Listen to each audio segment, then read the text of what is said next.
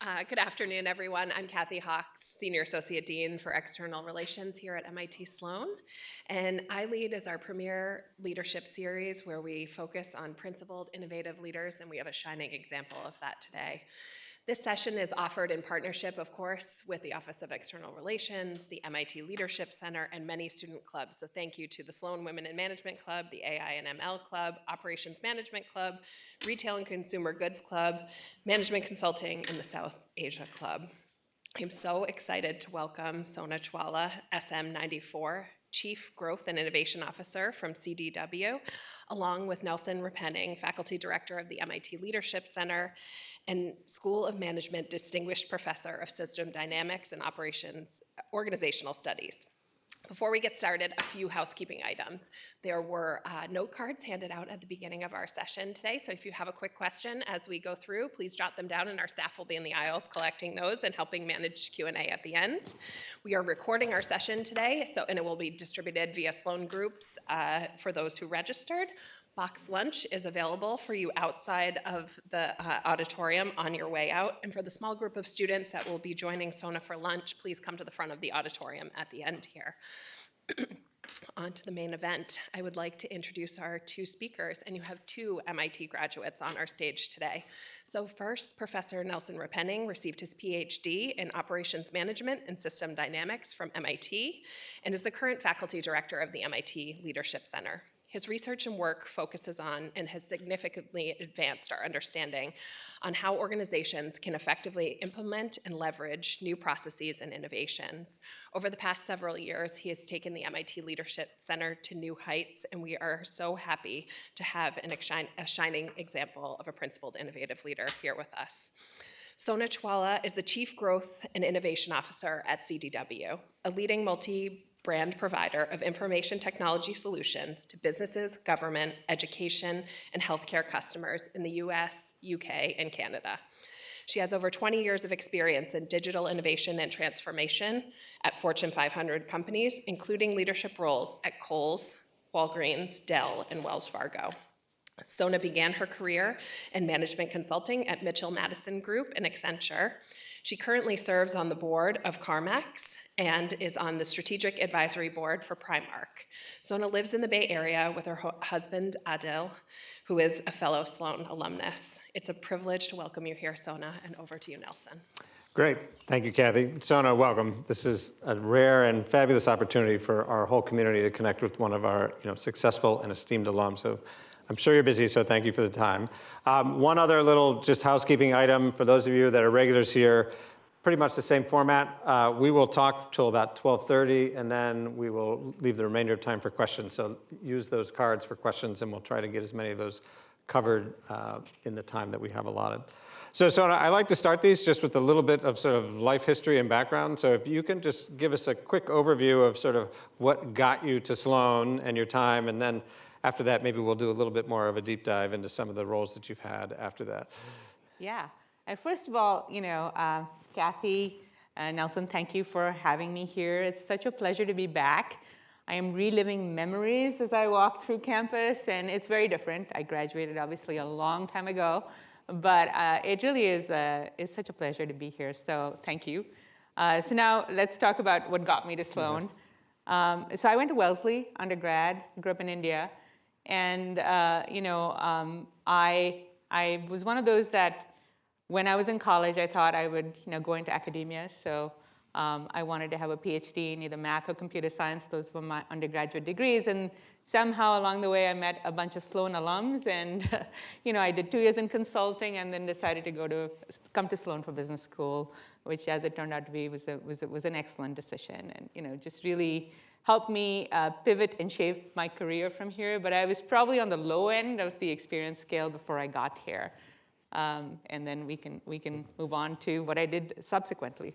Yeah, so I'd love to hear a little more about your career trajectory since then. So as I was getting ready for this, you have an impressive list of companies you've worked for. We have financial services, tech, customer-facing with Walgreens and Kohl's, and now at CDW, but also a remarkable diversity of roles. You've been a chief operating officer, a chief marketing officer, it looks like a digital officer, and now the chief growth and innovation officer. Give us a sense of kind of how that has how that path has taken place following your time here at Sloan. Yeah, Nelson, what I always think about when I think about my career is I could not have designed it.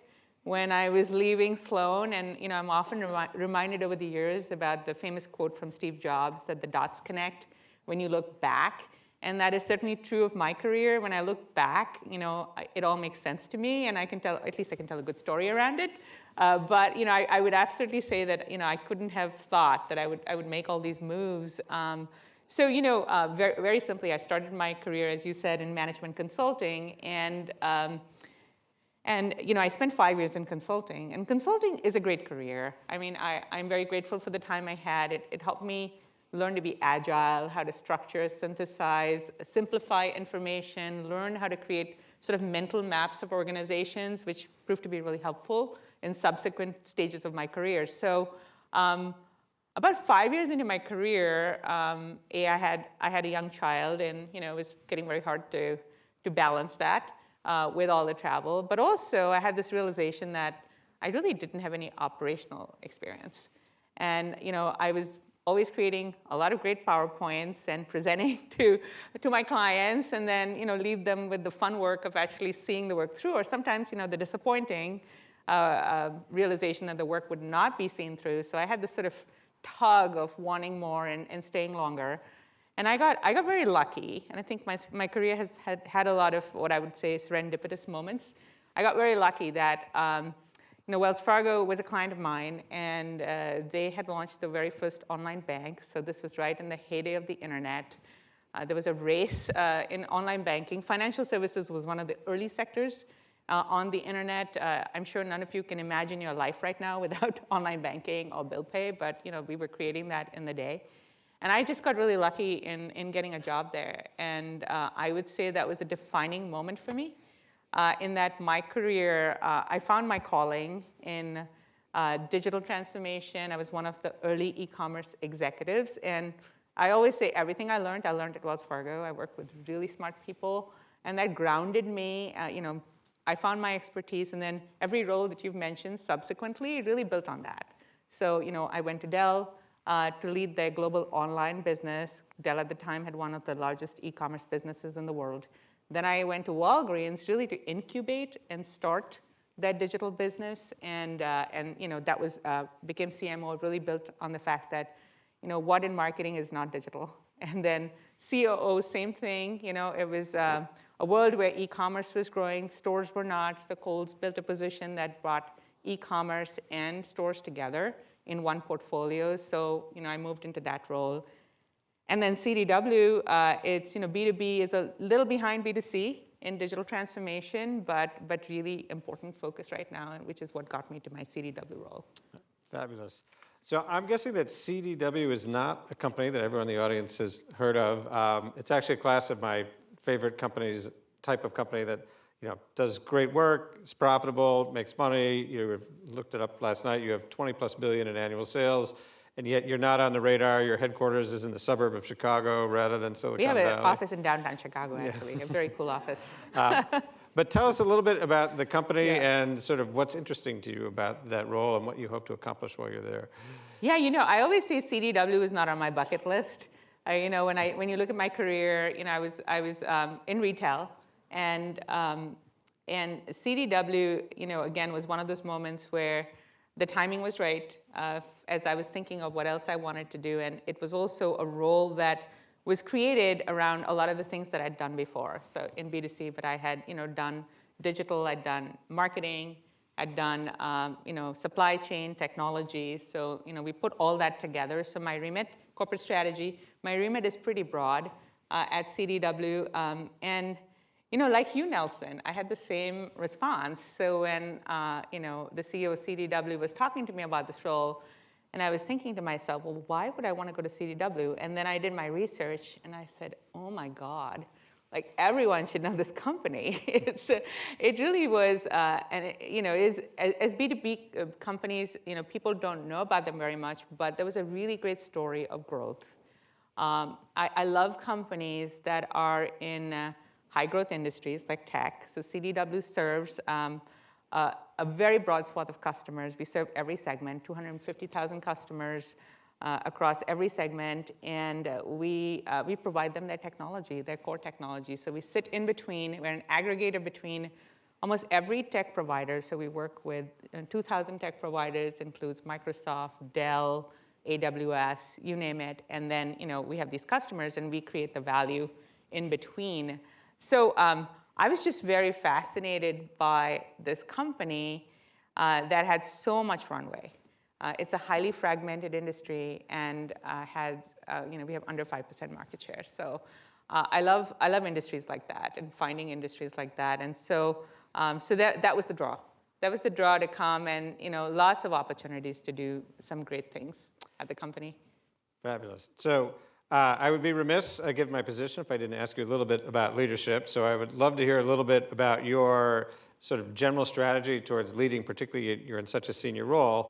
So let's talk about leadership. I think leadership is something that my philosophies have evolved over time. I think I was talking to some of the team here this morning about your leadership center, and I think I really prescribe to a lot of the philosophies in leadership. Starts with self-awareness, and if I were to go back to think about one of the things I would be thinking about if I was in your seat, it's really learning a lot about yourself, because that's what you're going to draw upon as you go into the working world. And you'll draw a lot upon your strengths as a leader, and also build ideas about how to navigate different sorts of organizations. So for me, because I've made a lot of different changes, my style was really about adaptability, learning very fast, because I've changed and been in a lot of different industries. And I went back to the consulting, being able to build a mental map of an organization pretty quickly, because you have to hit the ground running in whatever job you take. The next thing was, and this has always served me well, finding the smartest, best people to put on your team, and really finding your own successors. In some ways, that alone has been a key strategy of mine in my career. And people always think I have the very best teams, and I know I do. But part of it is just being very thoughtful about how you put a team together, how you grow, stretch, support a team, and then really sort of build a runway for the future. So as another follow-on to that, I think we know from the world of pro sports and many other places that having the best players doesn't always add up to the best results. So you seem to have some secret sauce in terms of getting your high performers to gel. Any tips and tricks, or what do you do in the first 100 days, or sort of go-to strategies to make sure that you get a cohesive unit that? Yeah. The first 100 days, to me, a lot about listening and learning. Every time you come into an organization, and I've usually entered organizations in change-oriented roles. So nobody hires from the outside if everything is going swimmingly. Someone generally identified an opportunity to say, we need we need change, or we're at that next inflection point where we need a different set of skills. So every time I've entered an organization, it's been fairly high visibility. A lot of people, probably wondering, what this new person is going to do, and you don't come in like a bull in a china shop. My strategy has always been listen, learn, respect. You've heard some of the names I work for. Walgreens, 150-plus-year-old company. I mean, you're standing on the shoulders of giants. These companies have been extraordinarily successful. So respect is really important, and then learning to understand. A lot of my roles have been innovation roles, and I have had a big belief that innovation isn't something you tack on from the outside. It really is. It comes from having a deep understanding of the company, its business, what its core strengths are, what its advantages are, and then building on that. So, understanding and learning, and then, finding the right team to execute on that. Again, not everyone's right.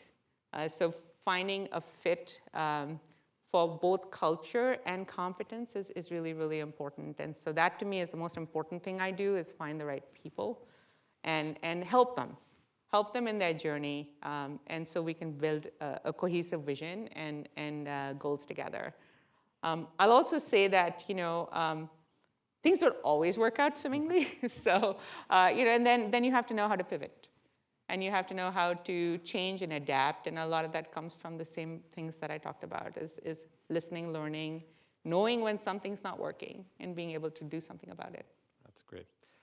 So I am contractually obligated to utter the words AI at least once an hour per waking hours, by MIT dictates. So how is CDW thinking about using artificial intelligence in all of its guises and incarnations? Yeah, that's a great question.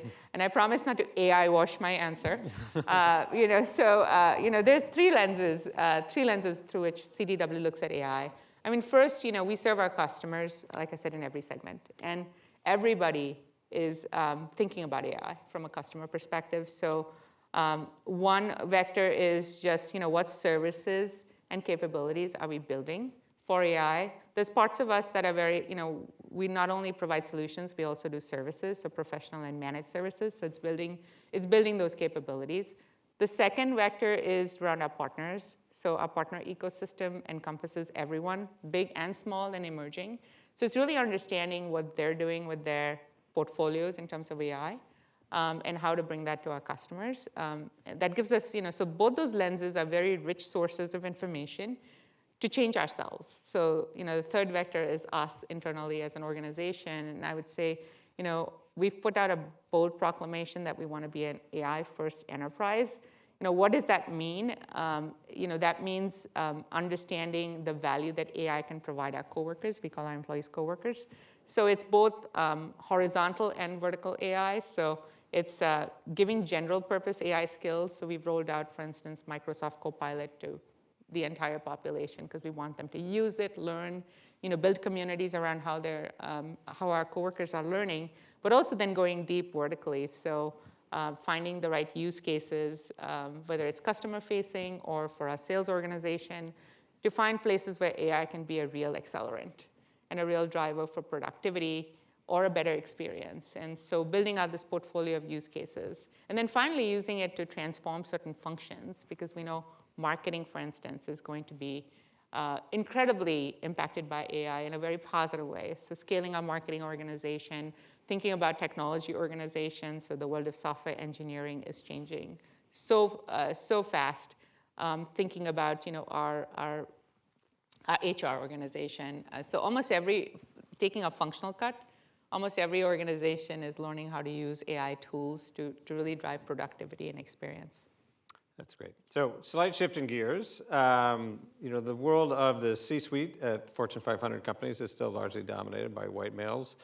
I think right now, roughly 10% of executive positions in Fortune 500 companies are female. What's been your experience as you've sort of moved up through the ranks, and do you have advice for anyone in the audience about getting the career trajectory that we would all want? Yeah, so obviously I started my career a while ago, so that number was even smaller. It's been about 17 years since I've been in a C-suite position.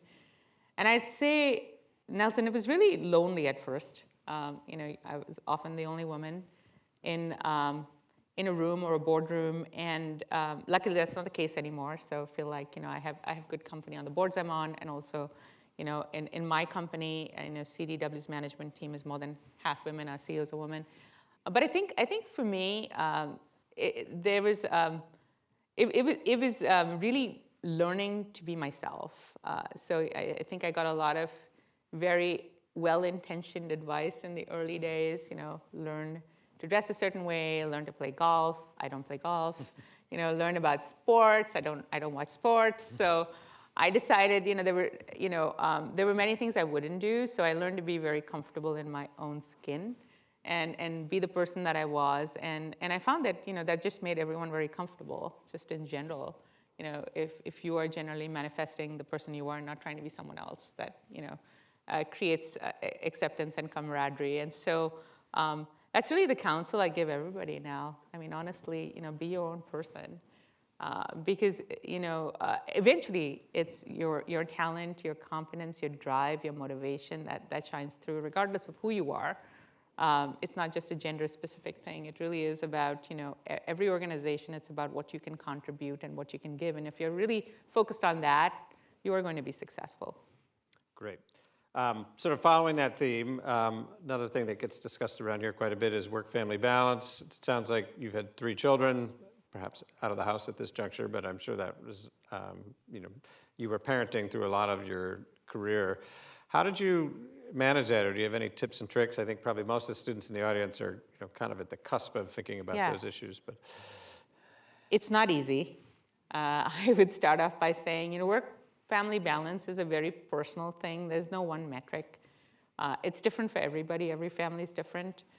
You mentioned my husband also graduated from Sloan, and I would say for us, after we had our kids, and I was moving around a lot for my career, he took a step back and, he gave up his career, which was great for me. And I would say that's what brought some balance to our lives, that, we had someone who was at home with the kids, but also helping and supporting my career and being my support system. So that's been my answer. I know that's not the answer everybody needs, but like I said, it's a very personal one. Okay, great.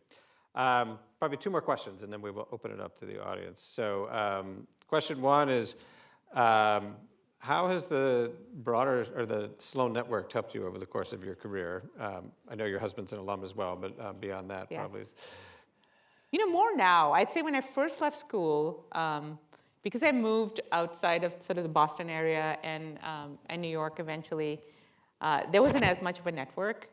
Social media really changed that. So LinkedIn brought back a lot of people into my life. And so I've been in touch with a lot of my business school classmates, and they're a great resource to reach out to and ask questions. They now have, roles where there's a lot of synergy in networking and talking about topics. There are people I can just call and ask questions about what's going on with AI. Give me, a few more of your insights. So it's really wonderful to have that network of people. I'm also, over the years, people have reached out to run ideas by me. Again, LinkedIn has been this wonderful source of how people find you. And I've been very open to that, to at least give a year, if I can, to be helpful. And also, more recently now, I've rediscovered, I would say, the wonderful work that MIT is doing in AI and other areas. I've tapped into some of the faculty here and would like to do more of that. But I worked with Vivek Farias a couple of years ago on a company that he was working on. And it's just great to have that as a resource, honestly, because I think there's some really interesting and groundbreaking and entrepreneurial work that is coming out of here that could really benefit larger corporations. Great. So last question from me, and then we'll open it up to the audience. But lots of people in the audience that are probably on the cusps of their careers. It's a tough job market, and without delving too much into politics, an unusually uncertain world at the moment. Yeah. Any advice for our student population, or general guidance about how to navigate the next couple of years? Yeah, it's a great question, and we have been through maybe not times like this before, but there were some times like 2007, 2008, where things felt very uncertain. So I guess there is solace in that, these times have come and they have gone, and and people have thrived through that. What I know, and if I were in your shoes today, I know that the companies that generally come to recruit at business schools, top business schools, are big tech, consulting, investment banking, and I'm sure that's been a bit impacted. So the career advice I would give is that, it's what you teach here is you've got to imagine your career and your future and use your network and all that is available to you. So, we talked about the fact that I've had a lot of non-traditional roles. Very honestly, sitting here, in 1994, I wouldn't have said I would have worked at Walgreens or Kohl's, but they have, some great career paths and lots of really, really smart people. So I would say, for instance, if you want to do digital product management, a lot of people don't know that, companies like Kohl's, Walgreens, et cetera, have, and CDW have digital product management roles, because a lot of companies that have gone through digital transformation have actually built these capabilities in-house. So there's not just one path to success. So I would say, tap into your network, be resourceful, And you can find a lot of learning and an opportunity in different places than just the companies that you generally think about. All right, fabulous. Haley, do we have our first? All right, I have got two. What approach have you taken to drive change in an organization with a strong status quo? Oh yeah, that's a fabulous question. And most organizations that have been successful, I'd say, do have a strong status quo. So I'd say a couple of things. First is get your fact-based right. So just really understand how things work before you dismiss anything. So the status quo, there's always parts of the status quo that actually work. And then there are things maybe that don't work. So before I judge, I take stock of understanding how what really needs to change. The second thing is,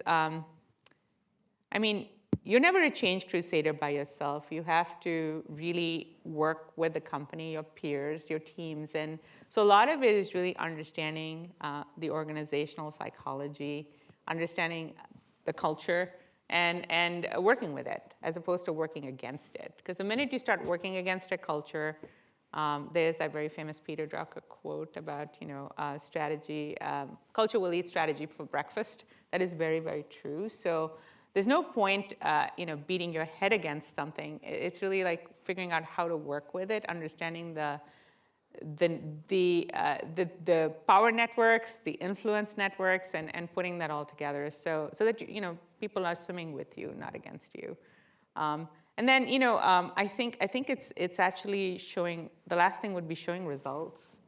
So it's not about really driving a lot of PowerPoints, but sometimes the smallest things can drive a spark. I'll say I'll give you an example from my Walgreens journey. So we were early in our digital transformation, and we had one small innovation that really put us on the charts. So we introduced this ability when the iPhone came out. Yes, I'm talking all the way back 2009, but we had this ability the pill bottle had a barcode on it.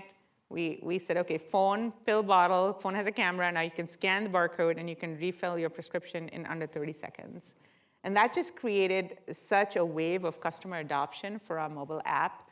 And that was something that really was a proof point for the organization. The rest of the organization really said, wow, this is really interesting. Now I get it. I get what you're trying to do. So I think a lot of it is really not just talking about change, but showing what change can do and what change can do for the core business.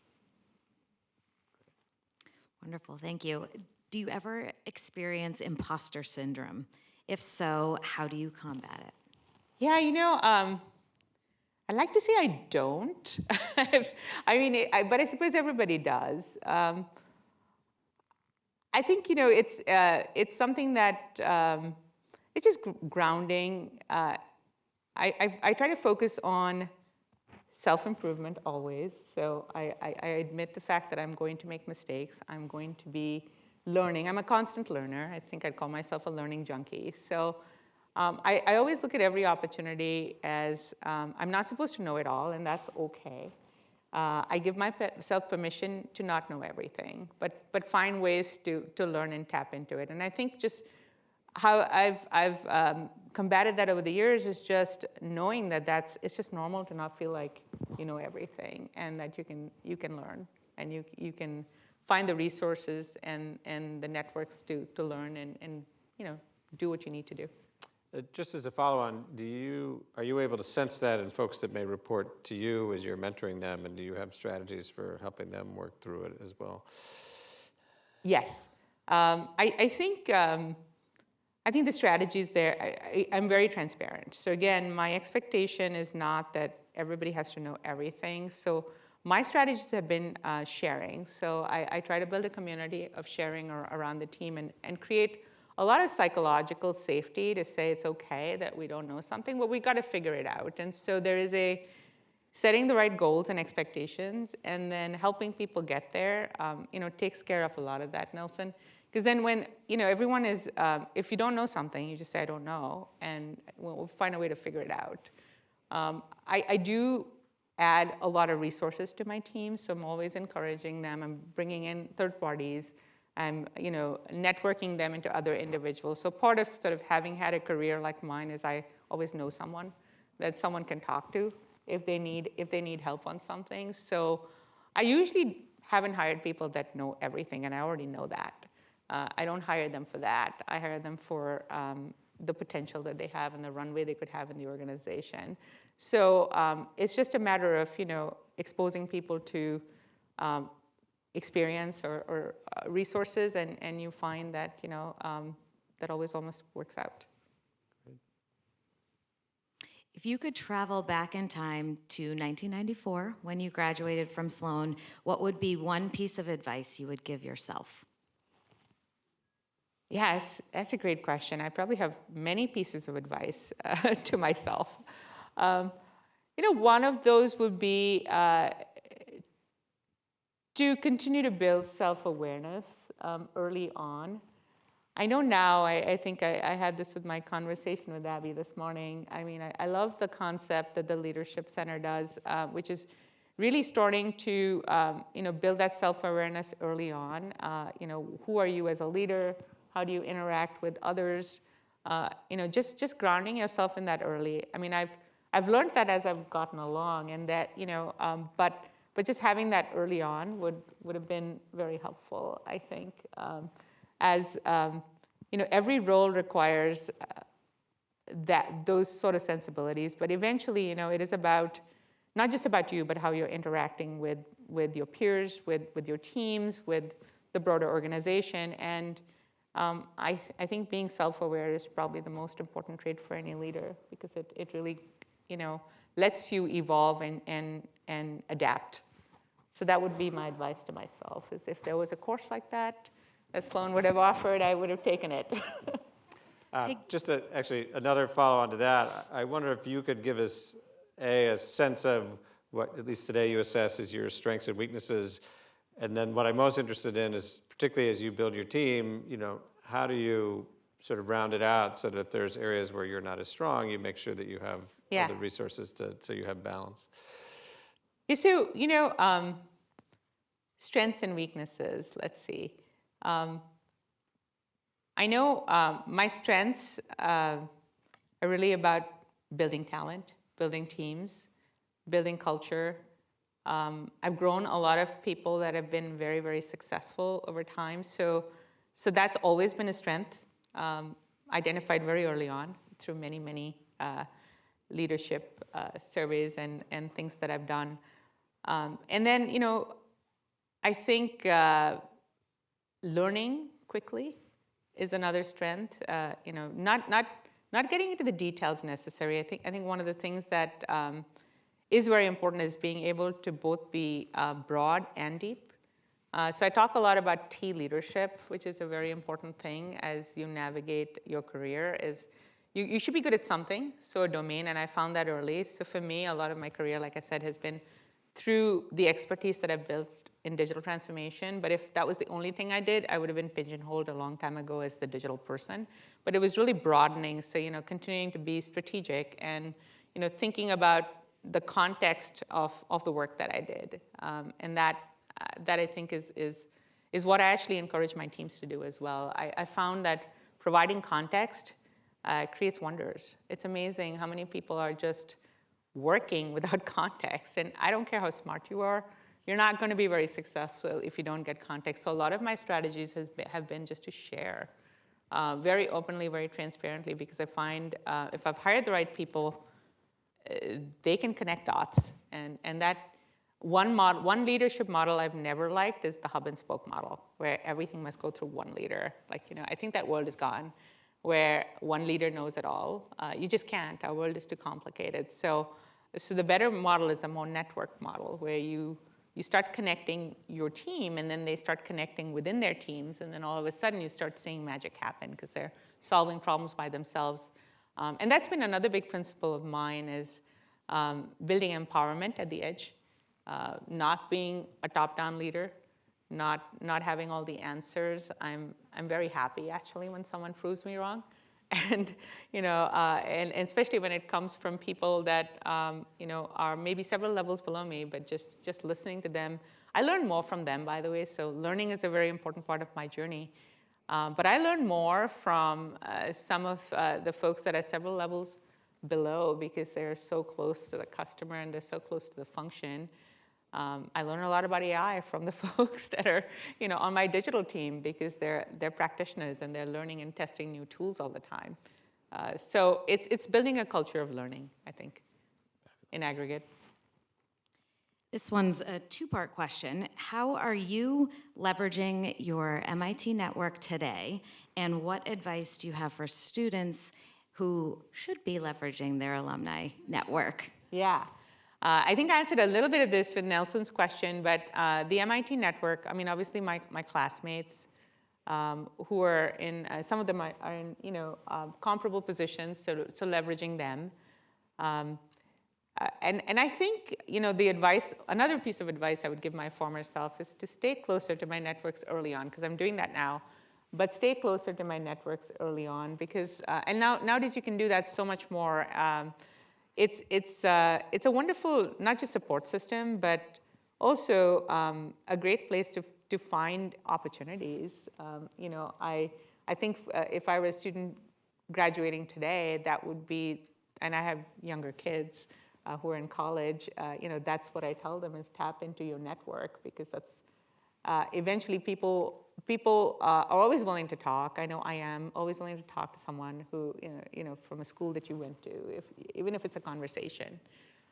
You'd be surprised at how many people are willing to open doors and have that introductory conversation. I have one more question. In a chaotic world, what gives you hope? Lovely question. I guess it sounds like a little bit of a sentimental answer, but it's the human spirit, really, I think.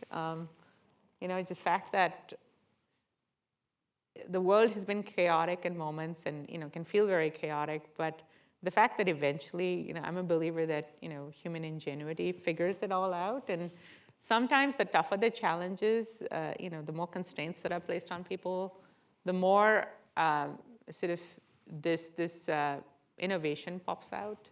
Some of the best innovations come through constraints. I know a lot of companies and leaders that I talk to, business leaders, say they've been through tough times, particularly that time between 2007, 2008. And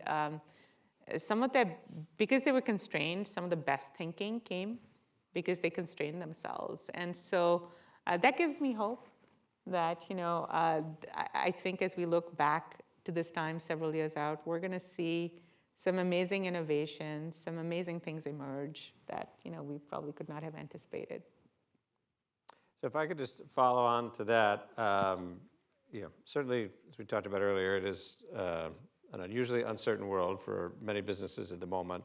I'm sure some will do a better job of accommodating that and will gain market share or competitive advantage as a consequence of how they respond. I'm curious both generally what you think will separate the winners and losers in that context, and also how is your home company sort of thinking about this, and are they taking steps to be ready for it, right? You connect with many businesses that may, suddenly face a different tariff environment, which is going to roll back to you and so on and so forth. The companies that, always persevere are companies that have always been preparing for uncertain times. And I think COVID taught us that there was going to be no normal. When I started at CDW, I was 2 months into my job when COVID hit. And, we had to all of a sudden send everyone home, figure out, and help our customers figure out how to go remote, when many of them had not prepared for it. And we found ways and means and resilience within the organization to figure that out. But a lot of it was also because there was some foundations that had been laid that could help when we got there. So I think the companies that will win are the ones that, A, know themselves well, understand that there's never a given in the environment, are preparing for the unprepared, and are thinking long term. I think that's really important, is thinking long term and building for the long term, and not losing sight of that when there's a downturn. Because I do think that there's a temptation to cut back and think short term, and that eventually hurts. So keeping the long-term strategy, pivot, but a lot of this sort of letting uncertainty whiplash you is going to be probably not the right path to win. It's keeping firm on what has always been your strategy and also staying true to your values, which is really important during a time like this. And in terms of our company, that is exactly what we're doing.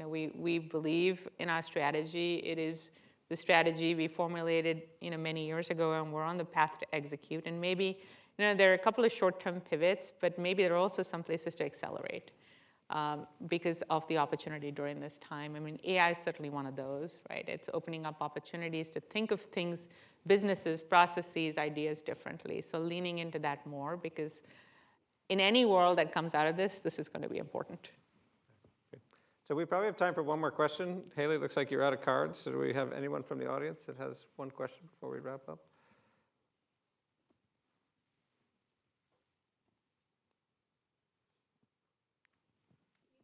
You're going to have to speak up a little bit since you don't have a microphone.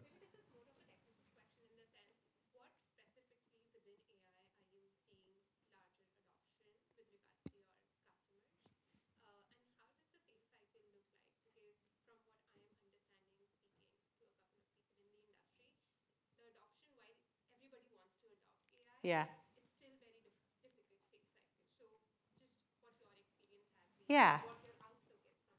That's a great question. Would you mind repeating the question? Yeah, I will repeat the question. So what are we seeing, what am I seeing with our customers in terms of AI adoption? And very specifically, because there's, if I may rephrase your question, there's a lot of beta around, how people are talking about AI and how they're leveraging and using AI. Would that be a fair categorization? Okay.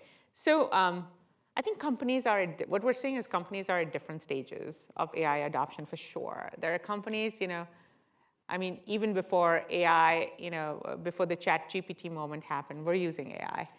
And it was pretty deeply embedded in their processes. And for those companies, it's an evolution of where they were going anyway. It's an acceleration and an evolution. And so those companies are doing pretty sophisticated things, and they're the ones that are really, buying the infrastructure to do more large-scale AI internally, whether they're running their own models or, they have big teams of data scientists that are, doing new product development or things that, big retail companies have been, using AI in customer experience and, whether you're interacting with that in search results on the website, et cetera. So I think for a lot of them, it was validation and acceleration of the work that they were doing, and they were quick to pivot on that. For a lot of other companies, it's been sort of, what should our AI strategy be? How should we test and learn our way into this, which I always think is the right answer, because the wrong answer is, I need an AI strategy. The right answer is, how does AI enable and help me accomplish my strategy? So I think people are pivoting from, I just need an AI strategy so I can talk to my board about it, to, let me learn and test and figure out. So a lot of POCs. So we're seeing, we do, for a lot of our customers, kind of an AI readiness kind of assessment. And we place them on a spectrum. And then we help them figure out if they, what use cases they want to go after. Like, why do you want to pursue these use cases? Help them build a pipeline of those use cases. Eventually they're going to have to show value to their organization. So how would you even start thinking about a business case or value realization around this? Partner up with who you should be working with. You shouldn't, for a lot of companies, they shouldn't be building their own models. They should be takers of models and adapt. So it is a journey for a lot of people. And then what we're also finding is that many companies are just not ready to do AI at scale. They don't have the data in shape. They don't have the infrastructure in shape. So I'd say more companies are in that bucket than, we're ready to scale and run with AI. But a lot of them are getting value from the proofs of concepts and things that they're doing and building the confidence to do more. Yeah, good question. All right, fabulous. Probably time to wrap up, get people back to class. Sona, thank you so much for joining us. It's an incredible opportunity for our entire community. We really appreciate you taking the time. We know you're pretty busy based on what's happening. And I hope everyone will join me in a round of applause to say thank you. Thank you for having me here.